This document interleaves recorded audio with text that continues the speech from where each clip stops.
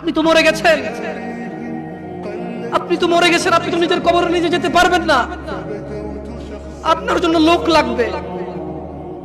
এটাই আল্লাহর পক্ষ থেকে আপনার জন্য সম্মান।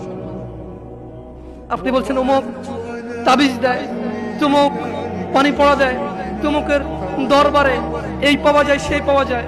আরে অমুক তুমুক যখন মারা গিয়েছিল নিজের কবরে নিজে যেতে পারেনি, আপনাকে কি দেবে? ইন্না লিল্লাহি ওয়া ইন্না ইলাইহি রাজিউন। আল্লাহর সাথে এত বড় অন্যায়, এত বড় গাদ্দারি করবেন না, এত বড় অন্যায় কথা কখনো বলবেন না। কেউ কিছু দিতে পারে না, কেউ দিতে পারে বাস আল্লাহ। এই দেশের এমপির কাছে যেতে পিএস লাগে, আল্লাহর কাছে যেতে কোনো কিছু লাগে না, শুধু সৎ আমাল লাগে। কি লাগে? সৎ কর্ম লাগে, কোনো মানুষ লাগে।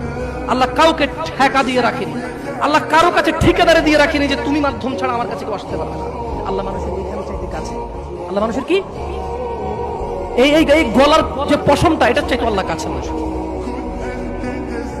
বুঝে আসছে না আসলে?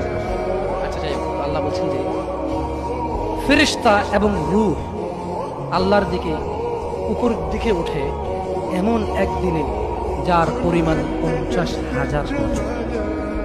একদিনের পরিমাণ কত বছর? যারা বলে যে আরে একটু গুনাহ করে আলো, হালকা একটু জুইলে তো জান্নাতে যাবো, একদিন যদি 50,000 বছর হয়, আধা দিন জ্বললে কয় হাজার বছর? দেখি তোর কত বড় ক্ষমতা, গ্যাস লাইট জ্বালা 3 মিনিট জল, দেখি কি লাগে। মিয়া ইসলামের সিনেমা মনে করছো না? সিনেমা মনে করছো? ইসলাম সিনেমা না। ইন্না কাউলুল্লাহি হক। আল্লাহর কথা সত্য না মিথ্যা? আল্লাহর কথা সত্য না মিথ্যা? আল্লাহ বলেছে একদিনের সমান কত বছর পৃথিবীর? কয় বছর? জি না, এগুলোর ভুল পৃথিবীর কসমিন কালে কেউ ধরতে পারবে না। আপনি আস্থা রাখেন আমার কথার প্রতি, কারণ এগুলো কোনো তাফসির নেই। এগুলো ডাইরেক্ট আই মানি আমি, ইউ মানি তুমি, ইট মানি খাও, গো মানি যাও, কাম মানি আসো, এরকম তরজুমা। এটা কি অনুবাদ, এটা কি ব্যাখ্যা না। এটার ভুল বের করতে পারবে না কেউ ইনশাআল্লাহ। তাহলে এবার আল্লাহ তাআলা নবী সাল্লাল্লাহু আলাইহি সাল্লামকে বলতেছে, কি বলতেছে? ফাসবির, কাজেই ধৈর্য ধারণ করেন। কেমন ধৈর্য? সবরান জামিলা, পরম ধৈর্য ধরেন। ওই যে মুহাম্মদ সাল্লাল্লাহু আলাইহি সাল্লামকে আয়েশা বলল না, আরে এসে যাক সেই আযাব, যদি এরকম কিছু থেকে থাকে আসুক না, দেখি কি আসে। মানুষ কয় না, হ্যাঁ হ্যালো দেখবো তুই কি পারস, আয় আয় আয়। মানে সামনের লোকের আসলে কিছুই মনে করেন, রাইট?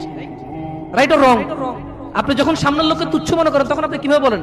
ওইসে ওইসে চিনি চিনি, বাপরে বাপ তোদেরকে চিনা আছে, হ্যাঁ তুই কি পারোস আমি জানি। আপনি কি ওরা ভয় পাইছেন নাকি উপহাস করছেন? হ্যাঁ ভয় পাইছেন? সেই জন্য আল্লাহ সুবহানাহু ওয়া তাআলা মুহাম্মদ সাল্লাল্লাহু আলাইহি ওয়াসাল্লামকে বলছে যে ফাসবির, ও মুহাম্মদ ধৈর্য ধারণ করেন, সবরান জামিলা, পরম ধৈর্য ধারণ করেন। ইন্নাহুম ইয়ারাউনাহু বাঈদা, তারা ওই দিনকে অনেক দূরে মনে করে, ওয়া নারাহু করিবা, আমি আল্লাহ ওই দিনকে অনেক নিকটে দেখতে পাচ্ছি। ইয়াউমা তাকুনুস সামাউ কালমুল, সেদিন আকাশ হবে গলিত ধাতুর মতো।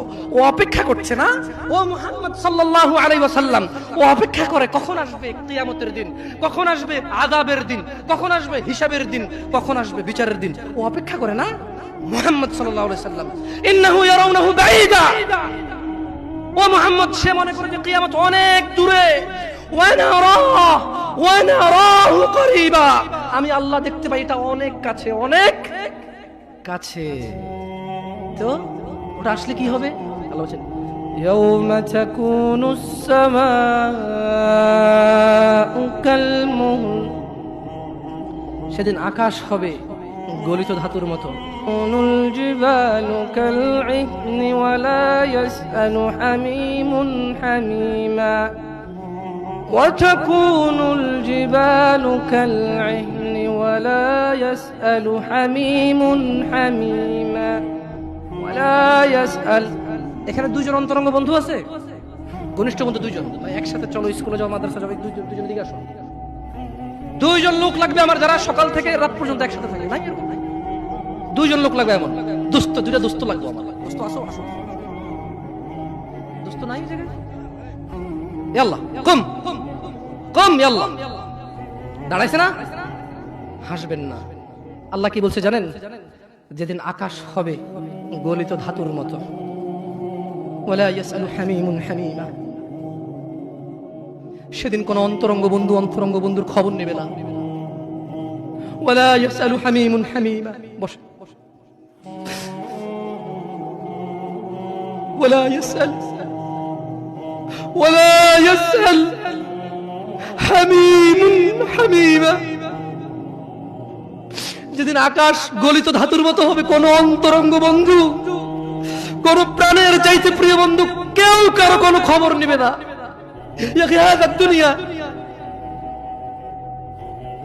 আপনার এই দুনিয়া লাগবে, টাকা পয়সা লাগবে, অমুক মেয়ে লাগবে, আইফোন লাগবে, হুন্ডা লাগবে, চাকরি লাগবে, বাকরি লাগবে, বড় লোকের সাথে আত্মীয়তা লাগবে, সামনের দোকানের সামনের সাইড লাগবে। ইউবাসসিরুনাহুম ওয়া মুহাম্মদ সাল্লাল্লাহু আলাইহি ওয়াসাল্লাম ইউবাসসিরুনাহুম, আপনি ওদেরকে দেখতে পাবেন। ইয়াওয়াদ্দুল মুজরিমু লাউ ইফতাদি মিন আযাবি ইয়াউমিযিন বিবানি, তাদেরকে করা হবে, এই অন্তরঙ্গ বন্ধুগুলোকে করা হবে একজনকে আরেকজন থেকে দৃষ্টিগোচর, একজন আরেকজন থেকে পালাবে, সরে পড়বে, ছিটকে পড়বে, একজন যাতে আরেকজনকে না দেখে, সেদিন এই ব্যবস্থা করা হবে। সেদিন আপনি মুহাম্মদ সাল্লাল্লাহু আলাইহি সাল্লাম অপরাধীদেরকে দেখবেন, সে শাস্তির বদলে, আল্লাহর আযাবের বদলে, আল্লাহর গজবের বদলে, আল্লাহর শাস্তির বদলে, আল্লাহর দণ্ডের বদলে এই অপরাধী, বেনামাজি, ঘুষখোর, সুদখোর, মারামারি, দখলদারি, চুগলখোর, মুশরিক, কাফের, মুনাফিক, বেঈমান, অহংকারী, সেদিন এই লোকগুলো দিতে চাইবে আল্লাহকে কি? তার ছেলে সন্তানকে। বলবে, ইয়া আল্লাহ, ইয়া আল্লাহ, আমার ছেলেকে নিয়ে নেন, আমাকে ছেড়ে দেন। ইন্না লিল্লাহি ওয়া ইন্না ইলাইহি রাজিউন। কাইফা হাদা আল-ইয়াউম, দিনটা কেমন হবে? বাবা জি ছেলের অসুখ কিডনি দিয়ে দেয়, ছেলের অসুখ কিডনি দিয়ে দেয়, বিদেশে 10 বছর থাকে। যুবক, তোমাকে একটা বাস্তবতা বলি, তোমার বাবা তোমাকে কত ভালোবাসে। তোমার বাবার বয়স 35, 20 বছর বয়সে বিদেশ গিয়েছিল, তোমাদের ঘর ছিল না, 5 বছর জীবনের ব্যয় করে দিয়েছে। বাবা মা, আত্মীয় স্বজন, বন্ধু বান্ধব, ক্রিকেট, ফুটবল, ক্যারাম, কত দাওয়াত, কত আপনজন মারা গেছে, সব ব্যয় করে 25 বছর বয়সে দেশে এসে বিয়ে করেছে ঘর দিয়ে তোমার মাকে। তোমার জন্ম হয়েছে, তোমার বাবা চলে গেছে বিদেশ। তোমার জন্মের পরে 8 বছর তোমার বাবা বিদেশে, বিবাহিত তো বটে, কিন্তু সে বউয়ের স্বাদ পাচ্ছে না। তুমি প্রেমিকার পিছনে ঘুরো, 15 বছর বয়স তোমার, 20 বছর 22 বছরে বাইক লাগবে তোমার। তোমার বাবা বিয়ে করা সত্ত্বেও সে তার যৌবন কাটাতে পারেনি তার বউয়ের সাথে, মানে তোমার মায়ের সাথে, তোমার জামা কাপড়ের ব্যবস্থার জন্য। তুমি বুঝো যুবক, তোমার বাবার বয়স এখন 40, সে তোমার মার কাছে আসলে আর অনুভূতি নেই, তার শক্তি কমে গেছে। তুমি বুঝবা না যুবক, 15 বছর বয়সে তুমি যত উত্তেজিত, তোমার বাবা 30 বছর বয়সে এরকম ছিল, সে আসতে পারেনি। তুমি পড়বা বলে, তোমার স্কুলের ফি লাগবে বলে, that much he loves you. তোমার বাবা তোমাকে এত ভালোবাসে। জি, তোমার এই খারাপ বাবাটা যে তোমাকে বাইক নিয়ে দেয়নি, তুমি নষ্টামি করো, মেয়েদের পিছনে করো, মোবাইল রিচার্জ করে দাও মেয়েদের, তোমাকে যে ডেইলি 500 টাকা করে দিতে পারে না। এই লোকটা যদি 60 বছর বয়স পায়, তার জীবনের 20টা বছর, সে এমন 20টা বছর, যে 20টা বছরে সে হাড় ভাঙা পরিশ্রম করতে পারত, করছে, তোমার মায়ের দেখা সে পায়। এমন মূল্যবান যৌবন 20টা বছর দিয়েছে, 50 বছর বয়সে দেশে আসছে। তুমি বিয়ে করে বউ নিয়ে আলাদা থাকো, তুমি বিয়ে করে শ্বশুর বাড়িতে, তোমার বাবা দেশে তো আসছে, তার যৌবন আর নেই, যার ওই সুখ স্বাচ্ছন্দ্য আছে।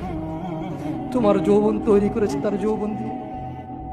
এই মুহূর্তে কোটি টাকা দিলে কি সে যৌবন কিনতে পারবে? তোমাকে তোমার বাবা এত ভালোবাসে, আর আল্লাহ বলছে তোমার এই বাবা, যে বাবা ঘুষ খেয়ে তোমাকে মানুষ করার চেষ্টা করে বিদেশে পড়ালেখা করানো, যে বাবা এই এলাকার চেয়ারম্যান হতেই হবে, না হলে নয়, এতগুলো মানুষের দায়িত্ব নিচ্ছে, অথচ সে নিজেও জানে দায়িত্ব পালনে সে ব্যর্থ হবে, শুধু তোমাকে R15 কিনে দেওয়ার জন্য, শুধু তোমাকে বিদেশে পড়ানোর জন্য। এত মূল্যবান, এত আদরের বাবা, আল্লাহ বলছেন যে ইউবাসসারুনাহুম ইয়াওয়াদ্দুল মুজরিম ও মুহাম্মদ সাল্লাল্লাহু আলাইহি ওয়াসাল্লাম, আপনি সেদিন দেখবেন অপরাধী এই মানুষটা যে এত বোকা, ছেলের জন্য এত কিছু করেছে হারাম ভাবে, হালালের ধার ধারে নাই, হারামের ধার ধারে নাই। জি, আপনি আপনার ছেলেকে ভালোবাসছেন, শুধুমাত্র অপরাধী হয়ে মৃত্যুবরণ করার কারণে আপনি আল্লাহকে বলেন ইয়া আল্লাহ আব্দুল্লাহ রে নাও জাহান্নামে ফেলো, আমাকে ছাড়ো। এই ভালোবাসা ছেলেকে বাঁচবে? এই ভালোবাসা বাঁচবে? ইন্না লিল্লাহি ওয়া ইন্না ইলাইহি রাজিউন। ওয়া সাহিবাতিহি ওয়া আখিহি ওয়া ফাসিলাতিহি আল্লাতী তুওয়িহি ওয়া মান ফিল আরদি জামিআ থুম্মা ইউনজি।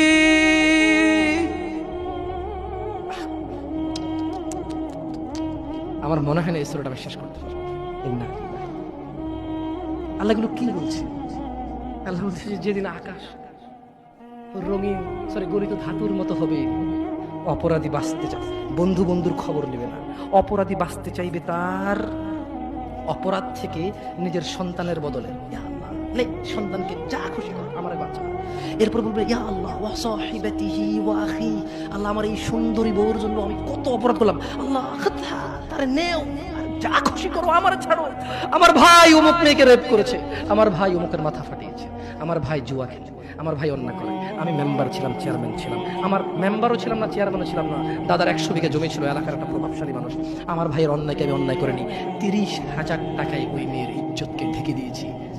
এইরকম আদরের ভাইটাকে বলবে সাহিবাতিহি ওয়া আখি, ইয়া আল্লাহ বউকে নাও, ভাইকে নাও, ওয়া ফাসিলাতিহি আল্লাতী তুওয়িহি, বলবে ইয়া আল্লাহ আমার বংশ, আমি অন্যায় করলে যারা আমাকে আশ্রয় দিত, ইয়া আল্লাহ আমি হারাম করলে, অন্যায় করলে যারা আমাকে আশ্রয় দিত, ওদের সবাইকে নাও, সবাইকে নাও, আমাকে কি করো, কি করো। এখানে এসে ক্ষান্ত হবে না, বলবে ওয়ামান ফিল আরদি জামিআন সুম্মা ইউনজি, ইয়া আল্লাহ জি যে 200 বিঘা জমির জন্য ছেলের কাছে মেয়ে বিয়ে দিয়েছেন, মেয়ের ধার্মিকতা ছিল, কিন্তু আপনি বাবা হয়ে পাগল হয়ে গেছেন, 200 বিঘা জমির মালিকের সাথে আত্মীয়তা করবেন, আপনার মেয়ে সুখে থাকবে, ছেলে গাঁজা খায়, নামাজ পড়ে না, দাড়ি চাচে, মদ খুব, আপনি প্রভাবশালী মানুষের সাথে আত্মীয়তা করবেন, আপনার মেয়েটা তার জীবনে শুধু ভাত খেলে নাকি সুখী থাকবে, আত্মীয়তা করেছেন 200 বিঘা জমির মালিকের সাথে।